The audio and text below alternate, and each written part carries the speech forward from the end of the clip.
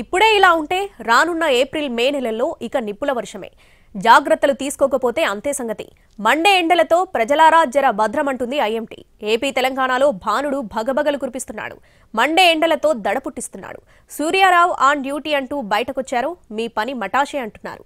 రెండు తెలుగు రాష్ట్రాల్లో పలు జిల్లాల్లో నమోదవుతున్న భారీ ఉష్ణోగ్రతలు జనాలను అడుగు బయట పెట్టాలంటేనే బెంబేలెత్తిస్తున్నాయి.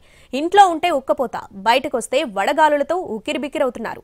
పగటి ఉష్ణోగ్రతలే కాదు, రాత్రిపూట ఉష్ణోగ్రతలు సైతం పెరుగుతూ ఉండటంతో ఇబ్బందులు పడుతున్నారు జనం. ఏసీలు, కూలర్లు లేనిదే నిద్ర పట్టని పరిస్థితి. రెండు రాష్ట్రాలు కూడా నిప్పుల కొలిమిలా మారాయి.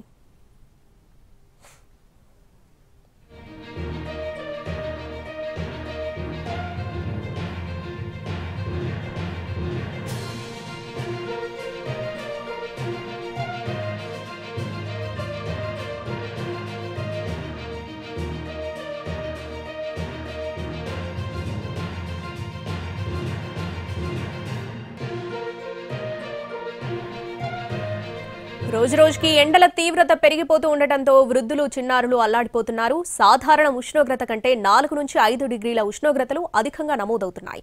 తెలంగాణ రాష్ట్రంలోని పలు ప్రాంతాల్లో 40 డిగ్రీల ఉష్ణోగ్రత దాటినట్లు వాతావరణ శాఖ చెబుతుంది.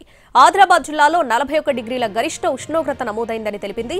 కొమరంభీం జిల్లా, మంచిర్యాల, జగిత్యాల, రాజన్న సిరిసిల్ల, కరీంనగర్, పెద్దపల్లి జిల్లాల్లో ఉష్ణోగ్రతలు భారీగా నమోదవుతున్నాయి. రానున్న 2 రోజుల్లో ఈ జిల్లాల్లో వడగాలుల ప్రభావం తీవ్రంగా ఉంటుందని హెచ్చరించింది వాతావరణ శాఖ. రేపు 41 నుంచి 44 డిగ్రీల వరకు ఉష్ణోగ్రతలు నమోదయ్యే అవకాశం ఉందని తెలిపింది. ఇప్పటికే ఆరెంజ్ అలర్ట్ జారీ చేసింది. హైదరాబాద్, భద్రాద్రి కొత్తగూడెం, హనుమకొండ, జనగామ, నాగర్ కర్నూల్, నారాయణపేట, కామారెడ్డి, ములుగు జిల్లాల్లో 40 డిగ్రీల ఉష్ణోగ్రత నమోదయ్యే అవకాశం ఉందని చెబుతున్నారు వాతావరణ శాఖ అధికారులు. ఈ జిల్లాలకు ఎల్లో అలర్ట్ జారీ చేశారు. ఇప్పటికే ఇవాళ కూడా తెలంగాణలోని పలు జిల్లాల్లో 40 డిగ్రీల ఉష్ణోగ్రతలు నమోదయ్యాయి. అత్యవసరమైతే తప్ప బయటకు వెళ్లొద్దని, వెళ్లాల్సి వస్తే ఖచ్చితంగా జాగ్రత్తలు తీసుకోవాలని సూచిస్తున్నారు వాతావరణ శాఖ అధికారులు.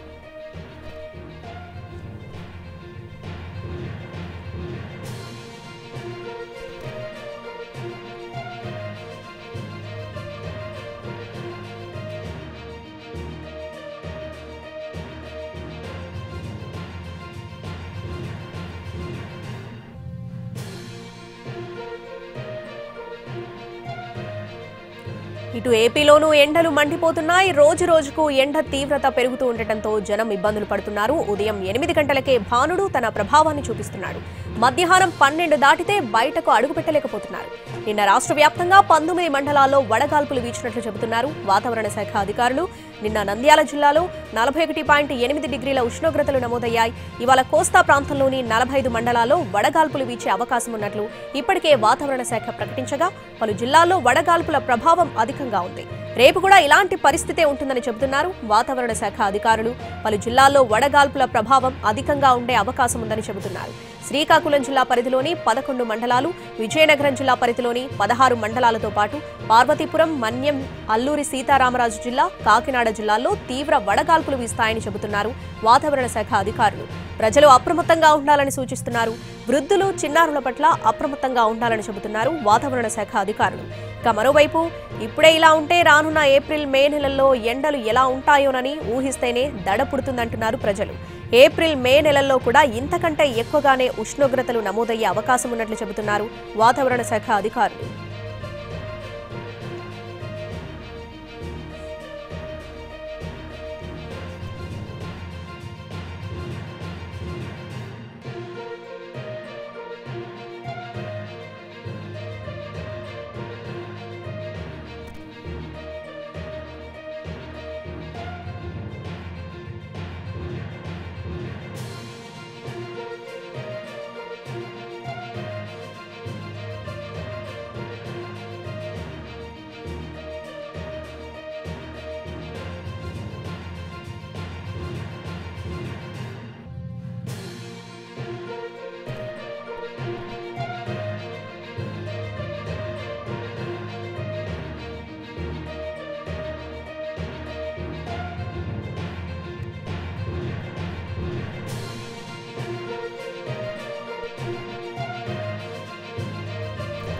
పూర్తి అప్డేట్స్ మా ప్రతినిధి రామ్ అందిస్తారు. రామ్,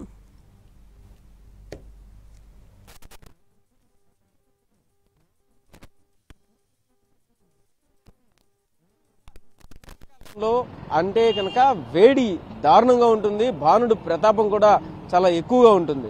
అట్లాంటిది మార్చి నెలలోనే ఈసారి భానుడి భగభగలైతే విపరీతంగా మొదలైనాయి. ఎండ వేడిమికి ఎవరు కూడా ఎక్కడ ఆగే ప్రయత్నం అయితే చేయట్లేదు. ఇప్పుడు ఖచ్చితంగా ఎండ దెబ్బకి హెల్మెట్లు పెట్టుకొని బయటికి రావట్లేదు, కొందరైతే ముసుగులు కప్పుకుని కూడా తిరుగుతున్నటువంటి పరిస్థితి అయితే ఉంది. ఇక్కడ చూస్తే గనక సహజంగా ట్రాఫిక్ పోలీసులు అత్యధికంగా రోడ్ల మీద ఎప్పుడు కంటిన్యూగా కనిపిస్తూ ఉంటారు. వాళ్ళు ఎండని, వానని, అలాగే మిగతా వాతావరణ పరిస్థితులు దేన్ని కూడా పట్టించుకోకుండా పనిచేస్తూ ఉండేటటువంటి పరిస్థితి అయితే మనం చూడొచ్చు. ఇక్కడ ఉండేటటువంటి ట్రాఫిక్ ఇన్స్పెక్టర్స్ కానీ, ట్రాఫిక్ వాళ్ళు కానీ చూస్తే గనక వాళ్ళు కూడా రోడ్ల మీద అదే విధంగా పనిచేస్తూ ఉంటారు. ఇక్కడ ఒక ఎస్ఐ గారు ఉన్నారు, ఆయనతో మాట్లాడదాం. సార్ చెప్పండి, ఎండ విపరీతంగా వస్తుంది, మీరు వైట్ కలర్ టోపీ పెట్టుకున్నారు, ఎండ కోసమే పెట్టుకున్నారా ఏంటి? ఎండలో ఇలా పనిచేయడాన్ని ఎలా చూడాలి? అవునండి, మేము ఎండ కోసమే పెట్టుకున్నామండి. ఎండ ఎంత ఎక్కువ ఉన్నా కానీ మనకి డ్యూటీలు చేయాలి కాబట్టి అందరితో కూడా ట్రాఫిక్ రూల్స్ పాటించాలి కాబట్టి మేము ఎండలోనే ఉంటాయి కదా మిగతా వాళ్ళందరూ పాటించేది. ఇప్పుడు ఎండల దెబ్బకి హెల్మెట్లు కూడా ప్రతి వాళ్ళు పెట్టుకుని తిరుగుతున్న పరిస్థితి కనబడుతుంది, నిజమేనా? అవునండి, తప్పకుండా. ఎండ మీరు హెల్మెట్ పెట్టుకోవడం వల్ల లోపల కూడా చల్లగా ఉంటుంది, చల్లగా గాలి తగులుతూ ఉంటుంది, లోపలికి చల్లగా ఉంటుంది. అదే అంతేకాకుండా మీకు ప్రొటెక్షన్ కూడా ఉంటుంది. ఇక్కడ చూడొచ్చు, విజయవాడ నగరపాలక సంస్థ చలివేంద్రం పెట్టింది. ప్రతి చోట కూడా ఇలా ఒక బాక్స్ లాగా పెట్టి అందులో ఈ రకంగా చలివేంద్రాన్ని పెట్టినటువంటి పరిస్థితి అయితే ఉంది. ఇక్కడ వీరితో ఒకసారి అమ్మా చెప్పండి, ఇది కంటిన్యూగా ఉంటుందా డే అంతా? ఎలా ఇది అరేంజ్మెంట్ ఎలా?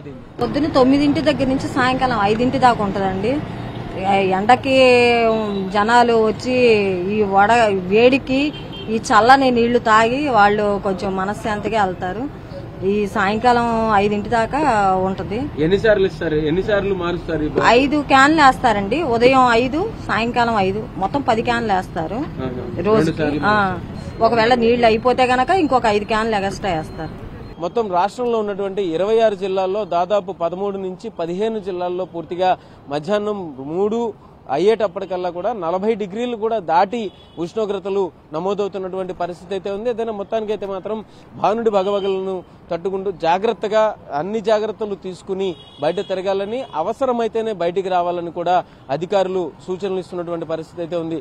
కెమెరా పర్సన్ ఆర్కేతో రామ్, ఎన్టీవీ, విజయవాడ నుంచి.